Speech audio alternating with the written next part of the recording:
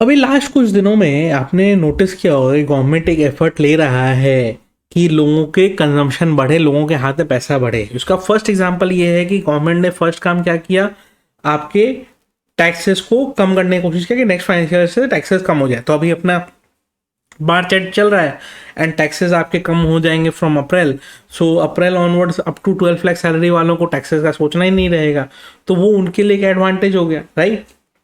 तो उनको वहाँ पे टेंशन नहीं है। अब बात ये आती है कि ये जो tax come and all that की हम बात कर रहे हैं एंड उसके बाद अभी इंटरेस्ट रेट कम जो हुआ, तो उससे क्या होगा, जैसे मान लीजिए काफ़ी लोगों के हाउसिंग लोन वगैरह है, तो वो धीरे धीरे हो सकता है कि उसके इंटरेस्ट कॉस्ट वगैरह भी कम होना चालू हो। तो उससे क्या होगा कि ओवरऑल आपको थोड़ा सा बेनिफिट मिलता हुआ दिखाई दे सकता है। अब ये सब जब हो रहा होगा तो इससे एक्चुअली क्या होता है, इससे एक्चुअली ये होता है कि लोगों के हाथ में पैसे बढ़ेंगे।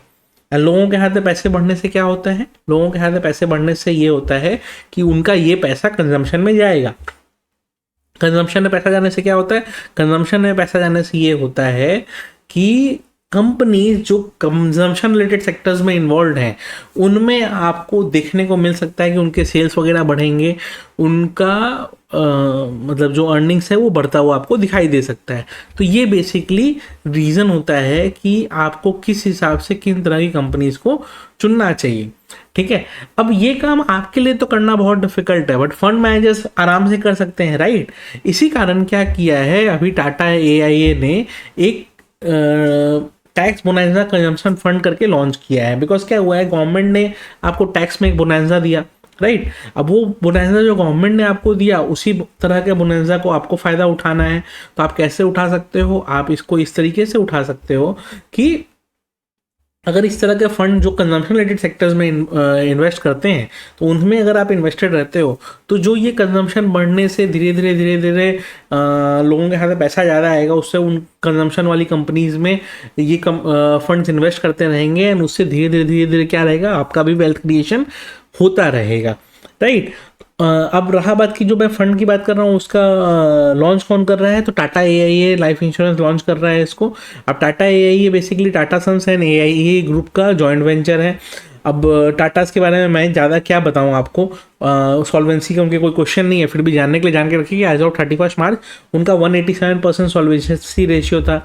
एसेट्स अंडर मैनेजमेंट उनका 1 लाख करोड़ प्लस का है ऑलरेडी, राइट। इस फंड की स्टार्टिंग एनएवी होगी 10 रुपीज़ से एंड ये फंड स्टार्ट हो रहा है आपका अभी चल रहा है 31 मार्च तक चलेगा एंड 2000 रुपीज़ पर मंथ जैसे छोटे इन्वेस्टमेंट से भी आप स्टार्ट कर सकते हो।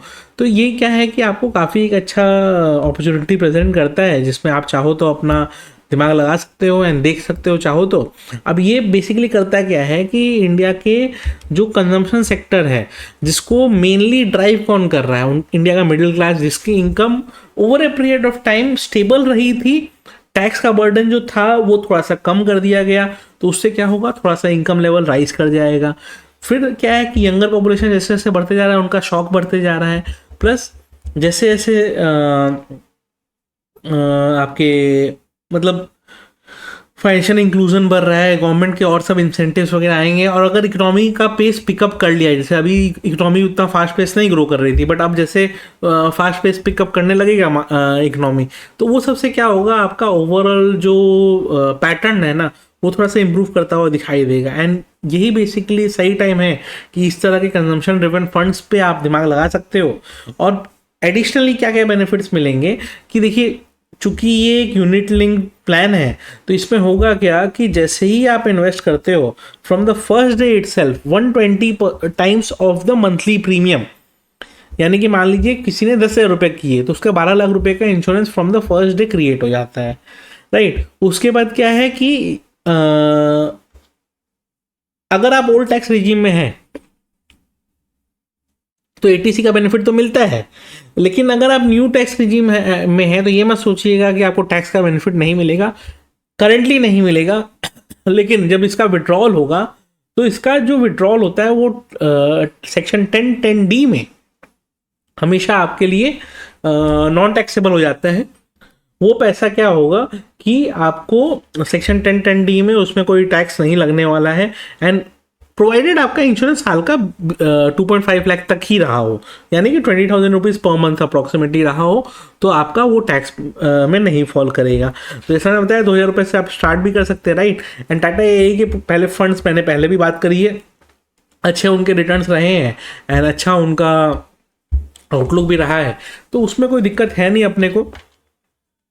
अभी कुछ दिन पहले भी मैंने कुछ और इनके एक दो फंड्स वगैरह की बात करी थी, जैसे एक आपके मैंने इमर्जिंग अपॉर्चुनिटीज़ फंड के बारे में बात करी थी, स्मॉल कैप डिस्कवरी फंड के बारे में मैंने बात करी थी।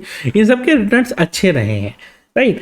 अब मान लीजिए आप एनआरआई हैं और आप इंडिया की ग्रोथ में पार्टिसिपेट करना चाहते हैं ना, तो आप भी कर सकते हैं। आपको बस करना ये रहेगा कि आप अप्रॉक्सीमेटली अगर 18,000 रुपीज़ पर मंथ भी इन्वेस्ट करते हैं और 10 साल का प्लान लेते हैं, तो 15-16% CAGR में भी आपका ऑलमोस्ट 2 करोड़ तक का कॉर्पस 20 ईयर्स के एंड में क्रिएट हो जाने का पॉसिबिलिटी है। तो ये एक अच्छा अपॉर्चुनिटी आपको दिखाई देता है एंड उसी हिसाब से अपना देखिएगा। एंड इसी तरह से चल रहा है ये। मैं आपको ना एक काम करता हूँ, ले चलता हूँ आपको स्क्रीन पे एंड वहाँ पे हम फिर उसको देखेंगे एंड अकॉर्डिंगली अपना हम कैलकुलेशन वगैरह करेंगे। मेरे हिसाब से at this point of time ये एक अच्छा फंड है, ठीक है, जिसमें कोई अगर इंटरेस्टेड हो तो उसका दिमाग वो लगा सकता है एंड चाहे तो उसको वो इन्वेस्ट वगैरह करने की सोच सकता है। At this point of time अगर हम बात करें, ठीक है, तो इस तरह के जो फंड्स होते हैं ना, इसका लॉन्ग टर्म बेनिफिट तो होता ही है, नो डाउट। इनका शॉर्ट टर्म में भी ना आपका वेल्थ क्रिएशन वगैरह अच्छा ये तब क्यों कर देते हैं, बिकॉज आपके क्या होता है कि अभी मार्केट्स करेक्टिव मोड में थे, मार्केट्स अभी थोड़े से नीचे चल रहे थे, राइट। तो मैं एक बार स्क्रीन पे लेके चलता हूँ, एक बार दिखाता हूँ कि क्या चल रहा है क्या नहीं चल रहा है। एंड मार्केट्स तो थोड़े से नीचे हैं ही, तो उस हिसाब से आप क्या ध्यान रखिएगा कि ये व्यू प्लान्स पे आप जाएंगे, जो लिंक डिस्क्रिप्शन रहेगा उसको क्लिक करते हैं, व्यू प्लान्स आप आ गए। आप अपना सिटी डाल दीजिए, तो मैंने अपना डाल दिया कोलकाता। फिर अपना एज डाल दीजिए, मैंने अपना डाल दिया 35। फिर आपको इनकम डालना है तो मैंने अपना इनकम डाल दिया। यहाँ देखिए टॉप में ही आपको दिखाई देगा टाटा AIA का फंड। गेट डिटेल्स पे हम गए, सारा चीज़ बता रहे हैं कि क्यों ये लग रहा है कि इस तरीके से हमको टैक्स बेनिफिट वगैरह मिल रहा है, तो उससे क्यों ये अच्छा बन रहा है। अब इसको हम आगे चल के एक बार देखते हैं। यहाँ पे हम यहाँ आए, तो अगर मान लीजिए 10,000 रुपीज़ का एग्जाम्पल लिया हुआ है, ठीक है, 10 ईयर्स तक अगर आप पे करते हैं एंड 20 ईयर्स बाद अगर विड्रॉ होता है, ठीक है, तो इसमें क्या रहेगा, इसमें ये रहेगा कि 12.74 लाख करोड़ का आपका एक लाइफ कवर क्रिएट हो जाता है सेक्शन 10D में, और 80C में आपको टैक्स बेनिफिट है। प्लस अगर 15% भी रिटर्न माने तो 1.19 करोड़ तक का कॉर्पस क्रिएट होता है, जबकि इंडियन मार्केट्स ने इससे बेटर रिटर्न्स दिए हैं हिस्टोरिकली, राइट। फिर भी हम कम रिटर्न्स ही मानते हैं कि कम रिटर्न्स ही मिलेंगे, तो कितना मिल जाएगा, तो कम रिटर्न्स भी मिला तो इस तरीके का रिटर्न्स मिल सकता है, राइट। तो ये लिंक इसका डिस्क्रिप्शन में रहेगा, इसको चेक जरूर कर लीजिएगा। अगर इंटरेस्ट होना तो इस तरह के एक फंड में अपने SIP वगैरह जरूर करके रखिए, सो दैट क्या हो कि एक लॉन्ग टर्म वेल्थ क्रिएशन आपका हो पाए। वीडियो अच्छी लगी हो तो लाइक जरूर कर दीजिएगा।